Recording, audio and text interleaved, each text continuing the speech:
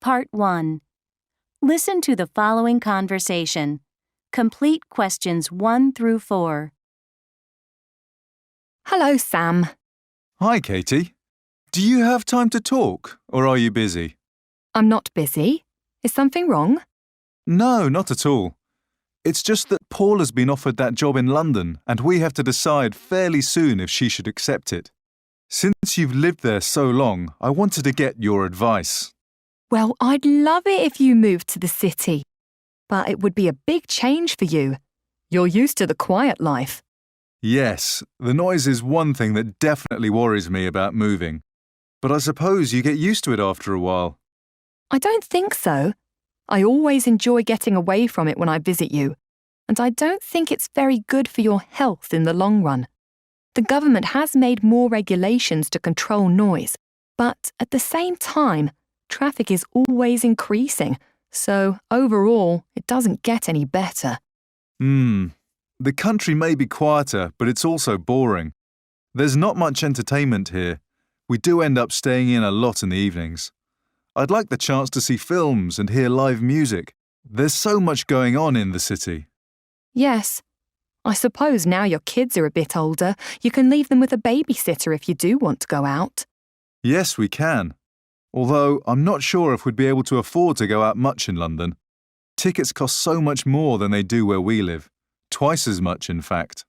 Yes, I've heard other people say that. What about getting around in London? You know, going to work or to school. How easy is it? It's better than it used to be. There's a new tax on cars in the city, so there aren't as many cars on the roads. The main problem is that you usually have to travel a long way to get where you're going. It isn't as easy to get a house close to school and work as it is where you are. But at least our bus services are excellent. Yes, where I live, buses are practically non-existent. It would be nice not to need a car. But another thing that worries me a bit is crime. The news always seems full of stories about London. Is it really that bad? I don't think it's as bad as it seems on the news. In general, crime levels have fallen, that's a fact. And I don't know anyone living near us who's ever had their house broken into. So it can't be all that common. 1. What is Katie's opinion about the noise in London?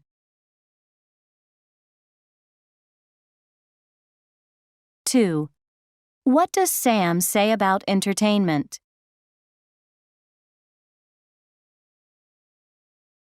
3. According to Katie, what is the biggest difficulty about getting around in London?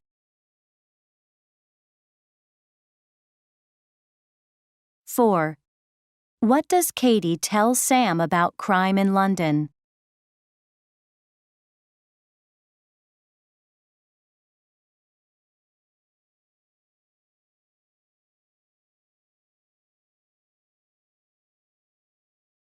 Questions 5 through 10. Now listen to a continuation of the conversation you just heard. As you listen, complete the notes below. Write no more than 2 words for each answer. Well, thanks. I'll tell Paula what you've said. If we do decide to make the move, is there any specific advice you can give us about areas to live and schools and so on? Sure. I'll just make a few notes. What about areas? Which ones would you recommend? Well, it depends. Housing costs are generally lower in the east. But places like Forest Gate and Hackney are really interesting. And prices are going up because they've built the Olympic Village near there. That's in Stratford. Yes, I suppose there are a lot of new facilities. Yes. And of course, houses by the river are always in demand and very expensive. It's good to be aware of these things. I think mostly we'll want to be close to Paula's office. That's somewhere near the British Museum. I know she'd like to bicycle to work if possible. Well, in that case, if I were you, I'd go on the internet and get a map of all the bicycle routes in London. Also, did you know that you can take a bike on the underground in some places? That might mean she could bike part of the way and then hop on a train for the rest of her journey. Okay. And what about schools? Well, they do vary. And if you're moving anyway, it's probably best to choose an area which has a good school. How will I know whether they're good or not? You can look at the government website and find out what the most recent exam results are like for a particular school. I suppose I should go and visit them as well. Yes, make an appointment to see the principal and ask to be shown round. You can form a judgment about him or her and whether you think the school looks well run or not. And if you go towards the end of the school day, you might be able to speak to some of the parents. Ask them what they think of the school. Thanks. Those are really good suggestions. I should do that soon. Look, as soon as you and Paula have made a decision, why don't you come and spend a few days with us? Then you'll get a chance to look for yourselves at schools and houses and areas. Thanks, Katie. That'd be fantastic. I'll call you once we've made up our mind. Will you?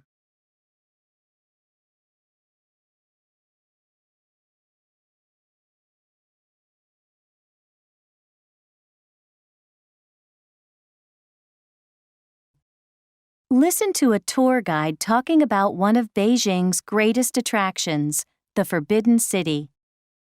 Questions 11 through 14. Complete the sentences below. Write no more than 2 words for each answer. Good morning, everyone. Can you all hear me? Good. Well, in front of us now, we have one of the most famous places in China, the Forbidden City. This was the palace of the Chinese emperors from the 15th century to the end of the 20th century. It was also the ceremonial and political center of government. The Forbidden City consists of 980 buildings. It's listed by UNESCO as the largest collection of wooden structures in the world. And in 1987, it was declared a World Heritage Site because of its cultural and architectural significance. During the early 20th century, it did suffer some damage. But now there's a 16-year restoration project to repair and restore all buildings to their pre-1912 state. Before we go inside the complex, I'll just mention the role of symbolism in the architecture of the buildings. Everything, from the overall layout to the smallest detail, was designed to reflect philosophical principles and the power of the Chinese emperors. Color had an important significance. For example, yellow is the color of the emperor. So almost all the roofs in the Forbidden City have yellow tiles. There are only 2 exceptions. The main library has black tiles, because black was associated with water, and therefore fire prevention. And the crown prince's houses have green tiles because green was associated with wood and therefore growth. Number and shape were important too. For example, the main halls are all arranged in groups of 3, in a shape representing heaven, and the houses are arranged in groups of 6, in a shape representing the earth.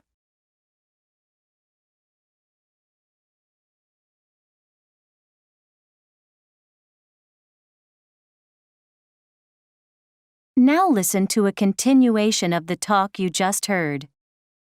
Questions 15 through 20. Look at the map of the Forbidden City. Write the appropriate letter on the blank next to each question. Well now, if you'll take out your plan of the Forbidden City, I'll mention a few of the landmarks before we go in. After walking through the entrance on the south side of the city, you'll see the Gate of Supreme Harmony directly in front of you. This is a large gate with 2 smaller gates on each side of it. It leads to the inner courtyard containing the Hall of Supreme Harmony. This building is in the center of the city, in line with the 2 entrances to the north and south. The courtyard that it stands in contains 3 halls, and it's the biggest of these. In fact, it's the largest hall in the Forbidden City, and is the place where grand ceremonies were held. Towards the northern end of the Forbidden City is the Hall of Heavenly Purity, the emperor's official place of residence, and where they dealt with everyday government affairs. Between this building and the north entrance to the city is the Imperial Garden, where members of the royal family could relax. The garden contains rare flowers and trees, as well as Chinese pavilions. Another palace worth seeing is the Hall of Mental Cultivation. This is next to the Hall of Heavenly Purity to the southwest. Originally, it was built as a minor palace, but from the beginning of the 18th century, it became the unofficial residence of the emperors. The famous Nine-Dragon Screen, a beautiful wall with dragon carvings, lies to the east of the Hall of Heavenly Purity, at the entrance to the building next to the perimeter wall. It's the largest and also the oldest glazed wall in China, and it's very well preserved. In more recent years, the emperors had their own printing house in the Forbidden City, in the building known as the Hall of Military Skill. If you look at the southern section of the Forbidden City, there are two buildings almost opposite each other, one to the west of the central courtyard and one to the east.